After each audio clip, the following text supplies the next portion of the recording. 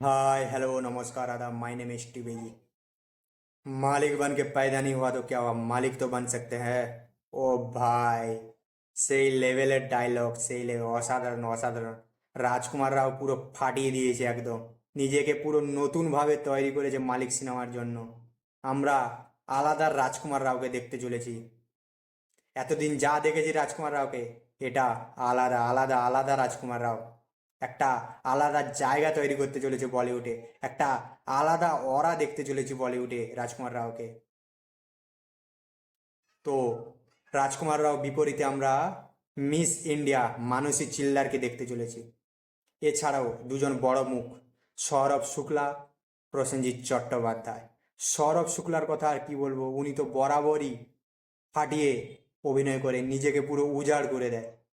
সৌরভ শুক্লা অভিনয়ের মাধ্যমে আলাদা একটা ছাপ রেখে যেতে চলেছে বরাবরের মতন। যার কথা না বললে নয়, প্রসেনজিৎ চট্টোপাধ্যায়। প্রসেনজিৎ চট্টোপাধ্যায় ভাই, সেই লেভেলের অভিনয়। খালি দু তিনটে দৃশ্যে আমরা বুঝে গেছি কত বড় মাপের অভিনেতা সে। একটা আলাদা জায়গা রাখতে চলেছে প্রসেনজিৎ চট্টোপাধ্যায়। বলিউডে পাকা জায়গা বানাতে চলেছে প্রসেনজিৎ চট্টোপাধ্যায়। রাজকুমার রাও ডায়লগ ডেলিভারিগুলো আর একটু ভালো করলে মনে হয় ভালো হতো, আমার পার্সোনাল মতামত জানাচ্ছি।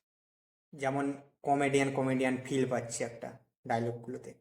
কারণ একজন গ্যাংস্টারের অভিনয় করছে, ডায়লগ ডেলিভারিগুলো আরও বেটার করা উচিত ছিল। যেমন আমরা কেজিএফে দেখেছি আজকে, ওর ডায়লগ ডেলিভারি একটা আলাদা লেভেলের।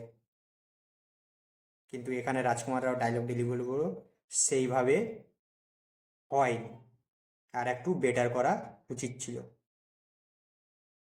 তো দেখা যাক কি হতে চলেছে।